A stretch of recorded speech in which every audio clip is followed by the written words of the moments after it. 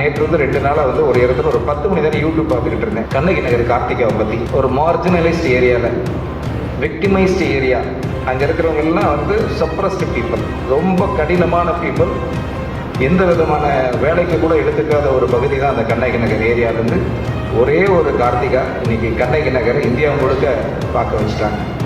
அவங்க அம்மா ஒரு துப்புரவு பணியாளர். நினச்சி பாருங்கள், ஒரே ஒரு ஸ்டார் 5000 பேர் வாழ்கிற ஒரு பகுதியை இந்தியா முழுக்க பார்க்க வச்சிருச்சு.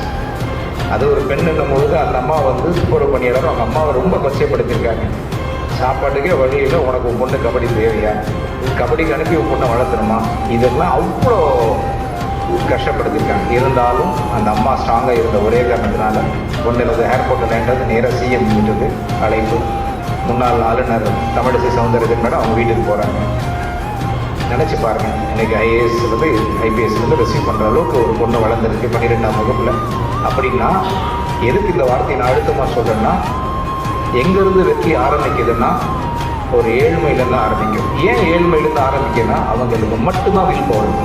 எவ்வளோ தோல்வி வந்தாலும் தாங்க முடியும், எவ்வளோ ஸ்ட்ரகிள்ஸ் வந்தாலும் தாங்க முடியும், எவ்வளோ டிஸ்ட்ராக்ஷன்ஸ் வந்தாலும் கொஞ்சம் அழுதுட்டு சரியாயிடுவாங்க. அது இல்லை உங்கள் அம்மாவோட வாழ்க்கையிலே நீங்கள் பார்த்துருப்பீங்க. நான் என் அம்மாவோட வாழ்க்கையில் பார்த்துட்டே இருக்கிறேன். ஒவ்வொரு முறையும் அழுவாங்க, ஆனால் அடுத்த நிமிஷம் அடுத்த வேலைக்கு போயிடுவாங்க. பட் நம்மக்கிட்ட அது பவர் குறைஞ்சிருக்கு. கொஞ்சம் நம்ம டிஸ்ட்ராக்ஷன் ஆகிட்டோம். என்ன காரணம்னா இன்றைக்கி இருக்கிற சோஷியல் மீடியாஸ் தான்.